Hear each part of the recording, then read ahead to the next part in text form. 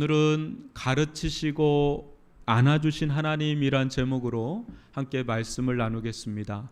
앞으로 호세아서를 3주간 여러분들과 함께 나눌 텐데 지난주에 오셨던 우리 김난준 목사님과 함께 매주 저희들이 성경을 같이 연구하고 준비하고 하는데 이 3주간 호세아서를 통해서 우리에게 주시는 하나님의 말씀, 음성을 들을 수 있기를 주님의 이름으로 축복합니다. 먼저 오늘 호세아서를 나가기에 앞서서 이 호세아서의 배경을 여러분들에게 좀 설명을 해드리겠습니다.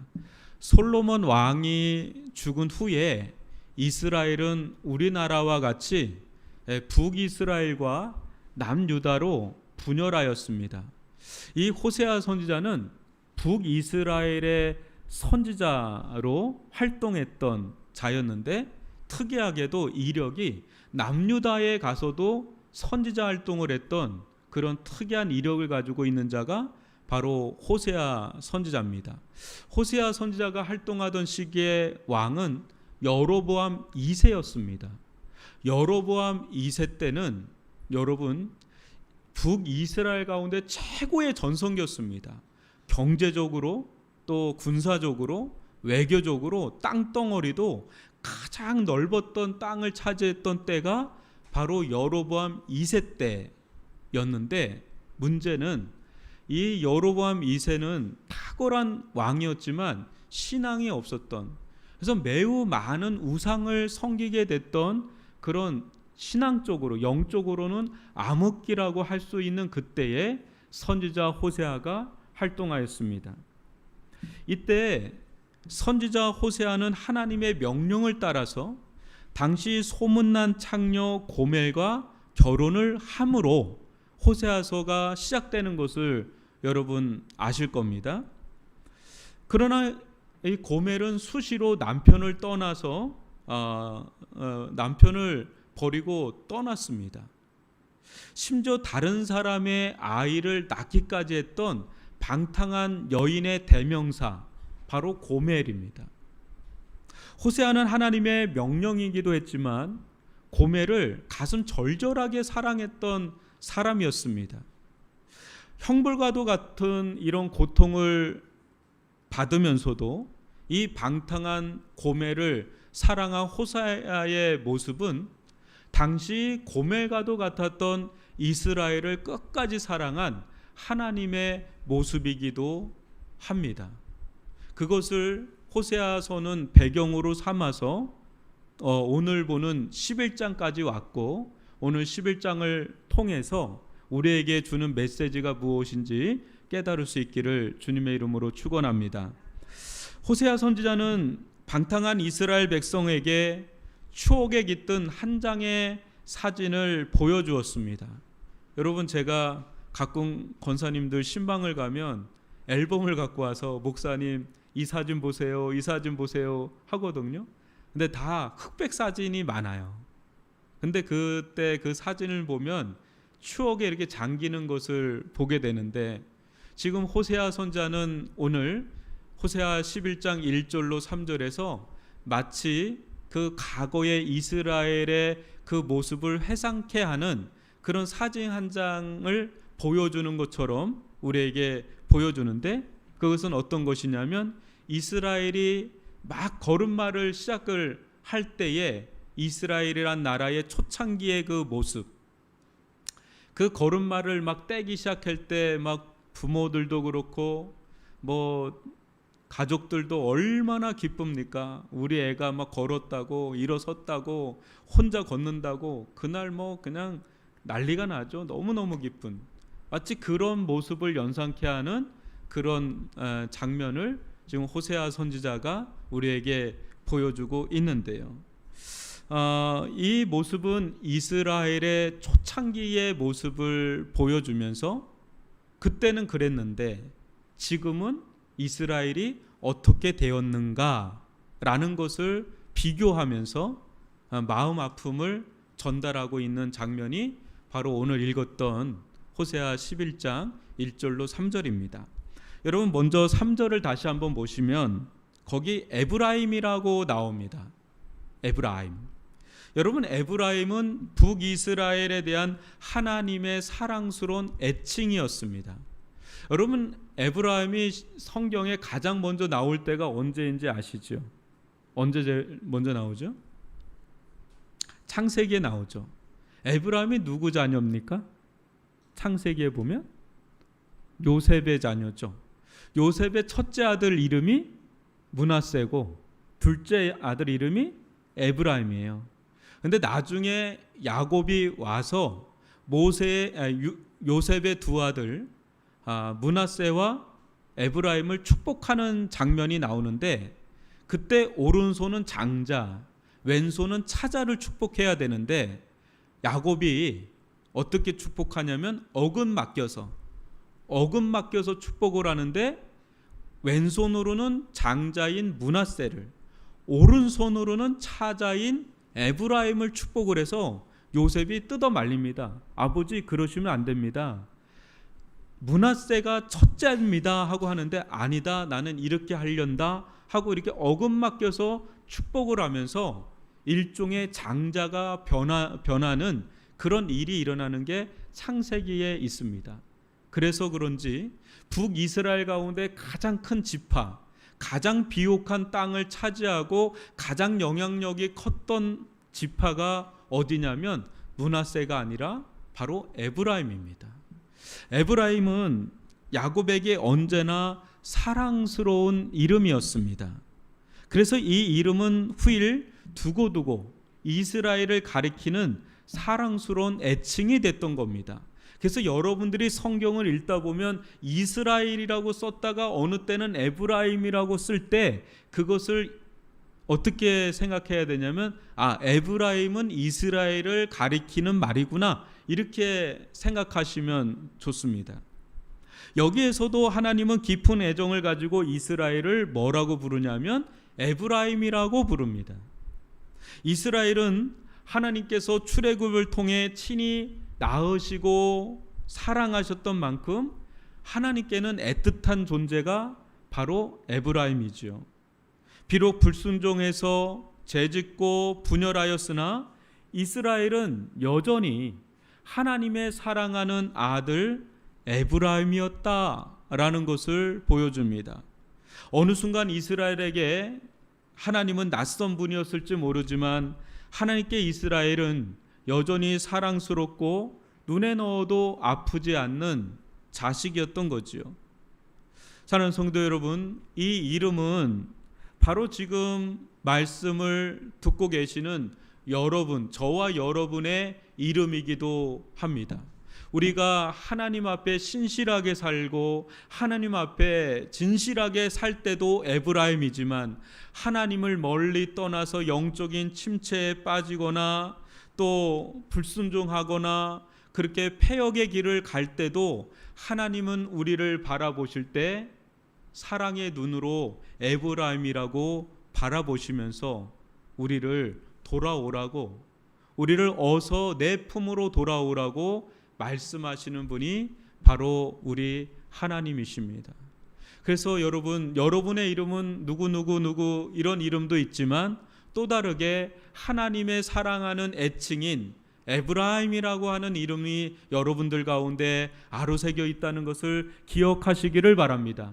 그래서 하나님의 품에서 여러분들이 만약 좀 떠나 있다고 생각한다면 여러분의 원래 자리는 하나님의 사랑받는 에브라임이라는 자리임을 아시고 그 자리로 돌아올 수 있기를 주님의 이름으로 축원합니다. 두 번째 우리가 살펴본 것은 하나님께서 가르치셨다는 건데요. 여러분, 호세아서 11장 3절을 한번 보시기 바랍니다. 그러나 내가 에브라임에게 걸음을 가르치고, 하나님은 이제 막 일어서서 걸음을 떼기 시작한 어린아이 같은 에브라임에게 신앙과 삶을 가르쳐 주셨습니다. 이는 홀로 걸음을 떼는 아이의 모습에 온 가족이 박수를 치고 기뻐하는 따뜻한 가정의 모습을 연상시킵니다. 여기서 걸음은 하나님의 자녀로서 마땅히 가져야 할 신앙과 생활을 가리킵니다. 여러분, 이스라엘은 오랫동안 어디서 살았죠? 출애굽하기 전에 400년 이상을 애굽에서 살았습니다. 애굽에서 400년 동안 살았을 때 그들을 홍해물을 갈라서 광야로 이끌어서 시내산에 당도하게 한다 하더라도 그 온 몸과 마음에 배어있는 애굽적인 생각과 애굽적인 삶의 패턴이 금방 그것이 다 변화되나요? 그렇지 않지요. 그리고 하나님께서 이스라엘 백성을 구원해 내시고 건져내셨다고 하더라도 금방 하나님의 백성답게 살아갈 수 있습니까? 아니죠. 아예 처음부터 새로 하나님은 어떤 분이시고 하나님은 이렇게 섬겨야 되고 하나님은 이걸 미워하시고 하나님은 이걸 기뻐하시고 하나님을 위해 사는 거는 이런 길이고 그거를 하나부터 10가지를 차근차근 가르쳐줘야 그게 알게 되지. 그냥 구원을 받았다고 그냥 출애굽을 했다고 해서 저절로 하나님의 자녀 하나님의 백성답게 사는 것은 아니다라는 거예요. 여러분, 제가 이렇게 목회를 하면서 보게 되는 게, 여러분 나이가 드셔서 연세가 드셔서 예수님을 만난 분들 본 적 있으세요? 없나요? 본 적 없으세요? 저는 가끔 이렇게 보게 되는데, 뭐 신앙 그 인생에 대한 연륜이나 사회적인 경험이나 이런 걸 보면 뭐 이렇게 훨씬 연배가 있으시고 훨씬 성숙하고 그렇지만은 영적으로, 그러니까 예수님을 믿은 지 얼마 안 된 분들은 이렇게 아기 같아요. 되게 순수하고 되게 이렇게 교회에서도 어린애같이 이렇게 합니다. 왜냐하면 영적으로 갓 태어났거든요. 응애 하면서 갓 태어나서 성경을 어떻게 보는지, 기도를 어떻게 해야 되는지, 교회는 뭔지, 믿음은 뭔지 뭐 알아가고 터득해야 되고 배워가야 될 게 너무너무 많다 보니까 목사님, 다 큰 어르신들이 목사님 이거는 뭐예요? 이건 어떻게 해야 돼요? 하나부터 10가지를 다 물어오십니다. 근데 그 모습이 너무 예쁜 거예요. 너무 이쁜 거예요. 마치 아기같이 그냥 다 하나씩 다 가르쳐주면 그런 거구나, 그런 거구나, 그런 거구나 이렇게 하면서 배워가시는 어르신들을 보면 오히려 그 순수함이 이렇게 굉장히 감동이 되고 감사가 되고 그렇습니다. 여러분, 그렇습니다. 우리가 교회를 와서 예수님을 만난 때가 있었습니다.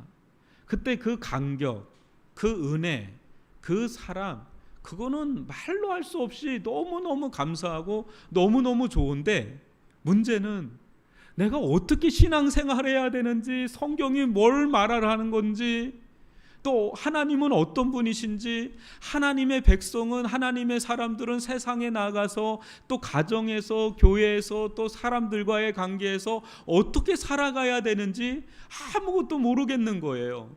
그러니까 그 교회 와서 이제 배우기 시작하는데 너무너무 은혜가 되니까 막 말씀을 배우는데도 막 스펀지처럼 막 듣게 되고, 뭐 예배를 드리면 그냥 눈물이 나고, 뭘 알아서 그런 게 아니라 그러면서 우리들은 점점 더 스스로 일어서는 법을 배우게 되고요.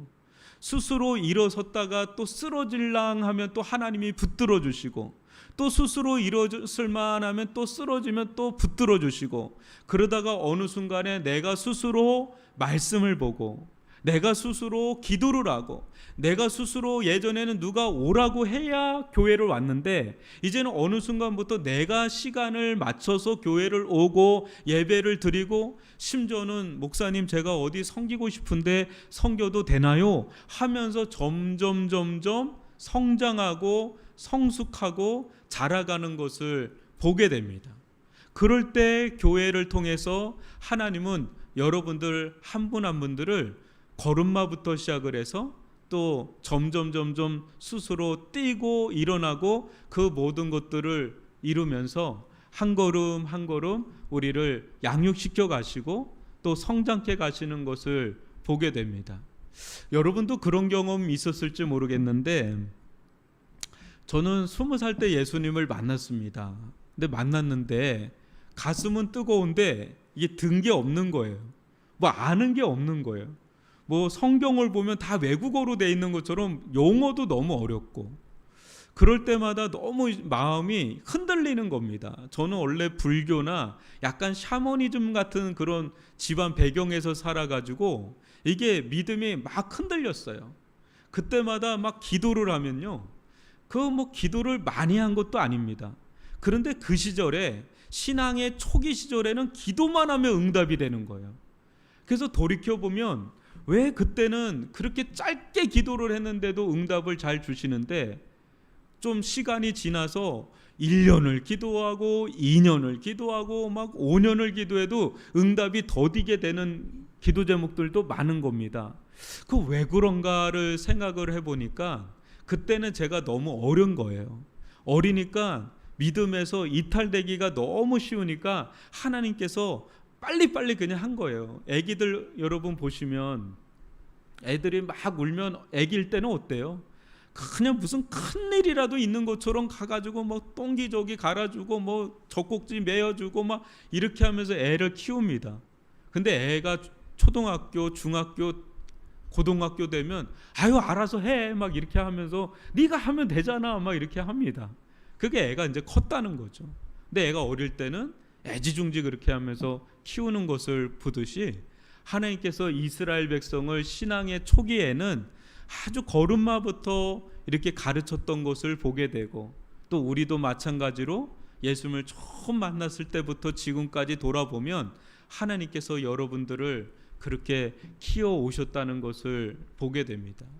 지금 여러분들의 신앙 상태는 애기인지 아니면 좀 어느 정도 중고등학교 애들 정도인지 아니면 다 큰 성인인지는 모르지만, 더 중요한 것은 우리가 처음 예수님을 만났을 때 그 사랑의 간격이 내 안에 지금 남아 있는가라는 것입니다. 우리들 가운데 그때는 눈물을 흘리면서 감사의 고백을 하고 사랑의 고백을 하면서 주님을 위해서 뜨거운 간격적인 그런 예배자로 살았던 때가 여러분 다 있었을 것입니다. 근데 지금 여러분, 지금은 어떤지 한번 돌아볼 수 있기를 바랍니다. 이스라엘 백성도요, 처음에 애굽을 빠져나왔을 때는 그냥 하나님께 영광을 돌리면서 뜨겁게 하나님을 찬양하고 고백했던 그런 자들이었습니다.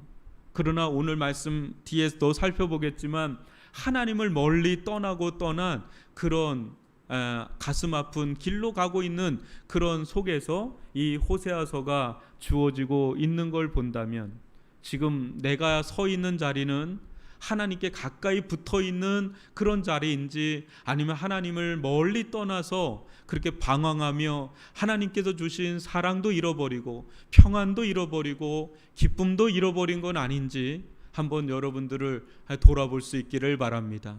그래서 만약에 하나님이 주시는 그런 은혜와 기쁨을 잃어버렸다면, 여러분들이 있어야 될 자리는 하나님께로 다시금 돌아와야 된다는 이 호세아서의 메시지를 듣고 주님 품으로 돌아올 수 있기를 주님의 이름으로 축원합니다. 여러분, 두 번째는 두 팔로 안아주심에 대해서 함께 살펴보겠습니다.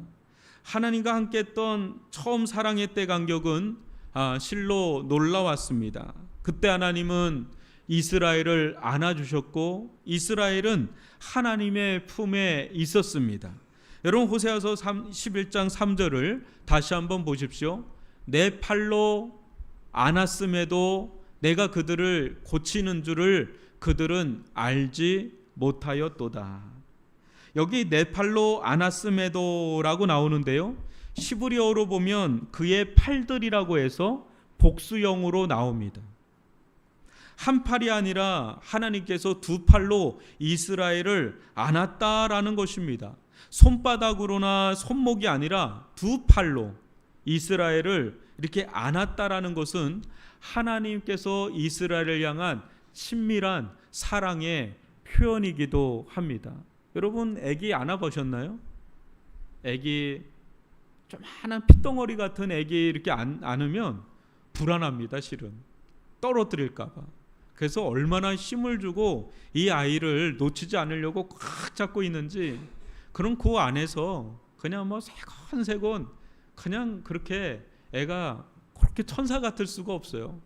여러분 애기 키운 분들 아시지만 아이들이 가장 천사 같을 때가 언제입니까? 움직일 때 아닙니다. 잘 때입니다. 예, 잘 때가 천사 같은 거예요. 걔 눈 깨가지고 움직이기 시작하면 아주 힘듭니다. 저는 한 1년 정도를 제 큰애를 제가 키웠어요. 근데 키웠는데 아직도 기억이 나는 게 걔 젖꼭지를 물려가지고 이렇게 계속 먹이면 제가 알겠습니까? 근데 이렇게 먹이면 애가 어느덧 꿀꺽꿀꺽 먹다가 그걸 혓바닥으로 확 이게 확 칩니다. 다 먹었다 이거예요. 더 이상 집어넣지 말라는데 그것도 모르고 또 닦아줘서 집어넣으면 또 확 뱉어요. 그러다가 애가 이렇게 먹다가 그냥 자요. 여기 양쪽으로 그 분유를 쭉 흘리면서 그렇게 자요. 그러면 이제 때가 됐구나 하고 살포시 이렇게 놉니다. 그러면 애가 그렇게 새근새근하게 자는데 지금 군대 가 있거든요. 그랬던 애가. 근데 그때가 기억이 납니다. 근데 여러분 하나님께서 이스라엘 백성을 아장아장 걸을 때 걸음마도 가르쳐 줬지만 이렇게 안아서 키웠다는 겁니다. 여러분 우리가 하나님의 사랑을 알기 전까지 우리가 세상에서 마치 버려진 자처럼 살았던 때가 있지 않았습니까? 아무도 나를 사랑해 주는 사람이 없는 것 같고 또 나도 아무도 사랑할 사람이 없는 것 같은, 그렇게 누구도 사랑하고 싶지 않았던 인생의 밤을 누구나 한두 번쯤은 걸어봤을 겁니다. 그런데 그러한 인생의 칠흑 같은 밤을 걸을 때 어느 날 하나님께서 우리 인생 가운데 찾아오셔서 세상에서는 경험할 수 없는 그런 놀라운 사랑을, 놀라운 그 기쁨을, 말로 할 수 없는 그 행복을, 평안을, 늘 잠을 못 자고 그렇게 불면증에 시달리던 나였는데 하나님께서 어느 날 내 인생 가운데 찾아오셔서 그렇게 마음에 평안함을 주시고 위로를 주시고 사랑을 주시고, 사랑하는 내 아들아, 사랑하는 내 딸아, 내가 너를 사랑하노라, 내가 너와 함께한다 라고 하는 그 한마디 말씀 앞에 우리의 그 얼음 같았던 그 차가운 마음이 해빙기를 맞으면서 서르륵 녹으면서 말로 할 수 없는 그 은혜와 사랑을 경험했을 때가 여러분 있었을 겁니다. 그때를 돌이켜보면 마치 하나님이 나를 푹 안아주는 것처럼, 그래서 하나님의 품 안에서 하나님의 심장의 박동소리를 듣는 것처럼, 또 내 인생 가운데 모진 풍파와 고난과 어려움이 와서 번번이 쓰러지고 넘어질 때마다 하나님께서 나를 일으켜 세우시고, 하나님께서 나에게 힘을 주시고 돕는 사람을 주시고, 그렇게 해서 나를 어느 때는 너무 지쳐서 하나님 저는 아무것도 할 수 없습니다, 저는 이렇게 살다가는 전 죽을 것 같습니다 할 때도, 숨을 꼴깍꼴깍 넘어갈 만한 그러한 때도 하나님께서 어느 순간 확 다가오셔서 나를 확 안아주시고 나를 살 길로 인도해 가시던 것, 그런 때를 한두 번쯤은 여러분들은 다 겪으면서 이 자리 이 시간까지 오셨을 겁니다. 인생을 돌아보면 만만하지가 않습니다. 왜 인생이 저 사람은 쉽게 살아가는 것 같은데 왜 나는 이렇게 어려운 일만 계속 연거푸 오는가, 사방팔방이 다 막힌 것 같은 그러한 눈물 골짜기를 거닐 때가 있었을 겁니다. 사망의 음침한 골짜기를 거니는 것 같은 그때에 여러분들은 오히려 그러한 때에 하나님을 깊이 만난 경험들도 있으셨을 것입니다.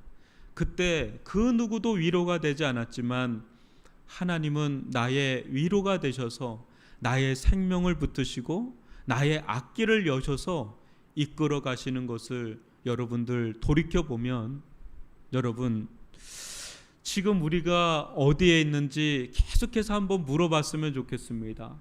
호세아는 우리에게 계속해서 우리에게 던지는 메시지가 이겁니다. 당신들이 지금 어디에 있는지를 돌아보십시오. 지금 당신들은 하나님의 사랑의 품에 있습니까? 아니면 당신들이 원하는 길로 달려가고 있는 것입니까? 어서 돌아오십시오. 어서 돌아오십시오. 당신이 있어야 될 곳은 당신을 어린 시절부터 사랑한 하나님의 자애로운 자비로운 품이니 어서 돌아오십시오라는 것이 호세아 선지서의 메시지인데, 여러분 오늘 이 시간 여러분을 안으시고 여러분들을 인도해 가셨던 하나님의 품에 있는지, 아니면 그 품에서 여러분 떠나 있는지를 돌아보면서 하나님께로 온전히 돌아올 수 있기를 주님의 이름으로 축원합니다. 여러분, 마지막으로 우리가 살펴볼 것은 고쳐주심에 대해서 살펴볼 것인데요, 이스라엘 백성을 그 애굽에서 건져내시고 그 이스라엘의 초기부터 하나님은 걸음마서부터 해서 그렇게 하나님께서 인도해 주시고 사랑해 주시고 이끌어 오셨는데, 이스라엘 백성은 하나님의 첫사랑을 버리고 멀리 떠났습니다. 마치 고멜이 호세아 선지자를 떠난 것처럼 이스라엘은 하나님을 떠났습니다. 떠났지만 여러분, 북이스라엘 여로보암 2세 시대 때는 세상적으로 보면 가장 화려했던 시대입니다. 경제적으로 엄청나게 번성했던, 땅도 이렇게 많이 차지한 적이 없었던, 무역도 너무나 활성화가 됐고 그랬던 여로보암 2세 때에 그들의 신앙은, 그들의 영적인 상태는 말라깽이가 되어 버릴 정도로 굉장히 병든 나라가 되었습니다. 이스라엘은 예전에 하나님의 큰 능력과 사랑을 경험했던 자들이었습니다. 그러나 지금은 그 은혜와 사랑을 모두 잃어버렸습니다. 육신적으로는 번영하였을지라도 영혼은 핍절하여 죽을 지경이 되었습니다. 이 모든 것은 이스라엘이 영적으로 질병에 걸렸기 때문인데, 그러면 이스라엘은 무엇을 해야 할까요? 마땅히 병든 영혼을 하나님 앞에 내어놓고 고침을 받아야 되는데, 하나님께로 돌아와야 되는데, 이들은 그럴 마음이 조금도 없었습니다. 세상이 너무 좋았고 그들은 하나님의 품이 아닌 세상으로 점점 더 멀리 나아가고자 하는 그런 마음을 품고 살았던 터라, 이제는 하나님의 따뜻한 품이 아닌 세상의 품에 안겨서 살리라, 이렇게 고백을 하듯이 이스라엘은 고멜처럼 하나님의 품을 떠나 멀리 나아갔습니다. 이러한 이스라엘은 점점 더 영적으로 핍절해지기 시작을 했고, 그런 가운데 또 다른 구속과 속박이 이스라엘 가운데 다가왔으니 그것으로 인해서 이스라엘은 너무나 많은 고통을 받으면서도 여전히 하나님께로는 돌아올 생각을 하지 않는 요지부동의 그런 모습을 보는 것을 오늘 우리가 보게 됩니다.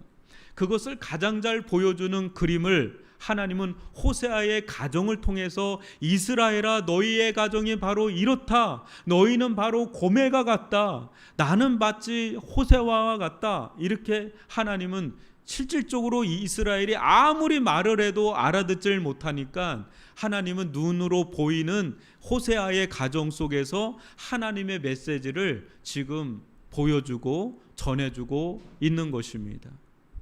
사랑하는 성도 여러분, 그렇게 고멜의 호세아가 그렇게 불러도 데리고 오면 며칠 집에 있다가 또 집을 나가고, 또 데리고 오면 돈을 주고 또 데리고 오면 또 며칠 있다가 집을 나서는 그 고멜의 심령에 과연 평안이 있을까요? 과연 기쁨이 있을까요? 과연 회복이라는 게 있을까요? 아니면 인생 자체가 점점 망가지나요? 제가 예전에 들었던 실제 일인데요, 어느 찬양 사역자가 있었습니다. 이 찬양 사역자가 결혼을 했는데 이 아내가 정서적으로 참 불안한 그런 사람이었습니다. 어느 날 아내가 얘기합니다. 여보, 나는 미국에서 살고 싶다고. 그래서 미국으로 이민을 갔습니다.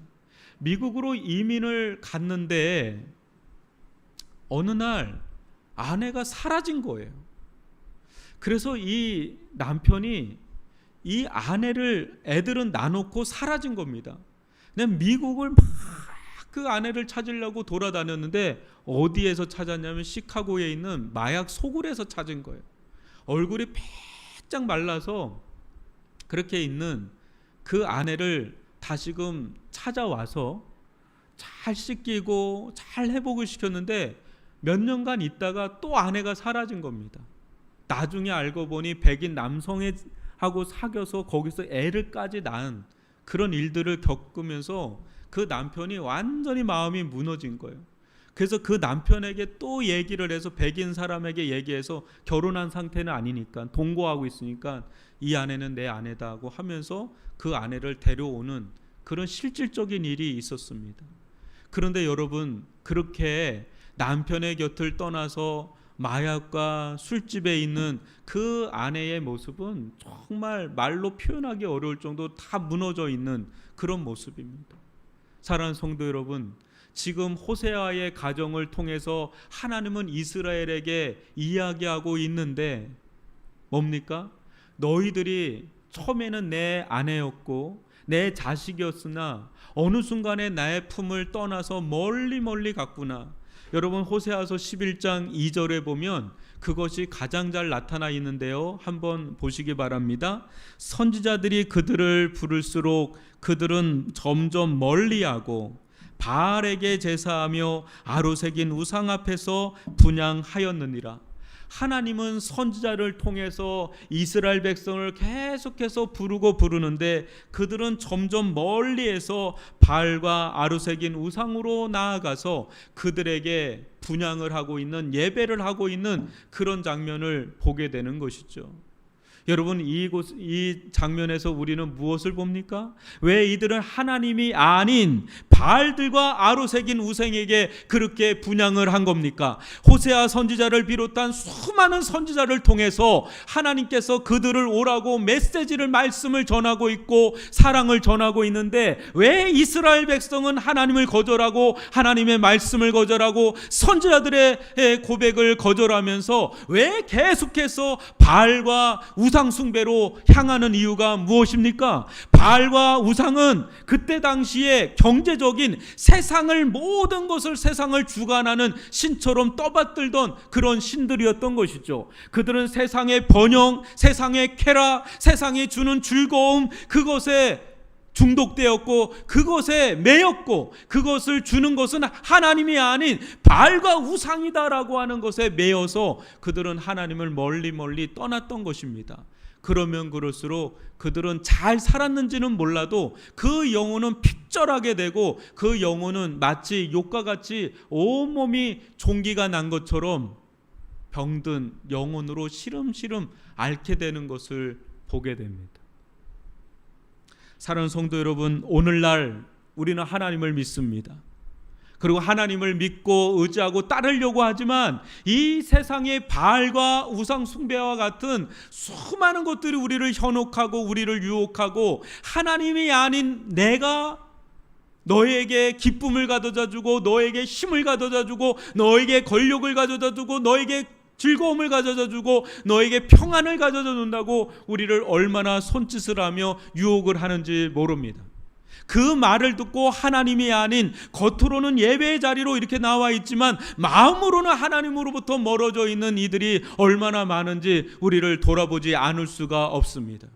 사랑하는 성도 여러분, 여러분들은 하나님만을, 온전히 하나님만을 의지하면서 믿음으로 살아가고 있습니까? 아니면 하나님께서 여러분에게 어떤 모습으로든 말씀을 해주시고 계시는데 어떤 모습으로든 여러분들이 회개하고 주님께로 돌아오고 온전히 하나님을 의지하며 믿음으로 살기를 원하시는 것을 여러분의 삶 속에 사건을 통해서, 사람을 통해서, 이렇게 말씀을 통해서 끊임없이 여러분들에게 말씀을 줌에도 불구하고 그것을 별거 아닌 것처럼 그냥 대충 넘어가면서 그냥 핍절한, 피곤한 그런 신앙생활을 하고 있지는 않은지 한번 돌아보시기를 바랍니다. 하나님은 우리가 하나님을 열렬하게 예배하며 경배하며 하나님을 의지하며 살기를 원하십니다. 에브라임으로 살기를 원하시고 우리를 걸음마부터 아장아장 걸을 때부터 인도하시고 우리를 안으시고 감싸 안으시고 계속해서 우리를 부르시는 그 하나님의 그 목소리를 여러분들은 애써 외면하면서 다른 길로는 가지 않는지 한번 돌아볼 수 있기를 바랍니다. 사랑하는 성도 여러분,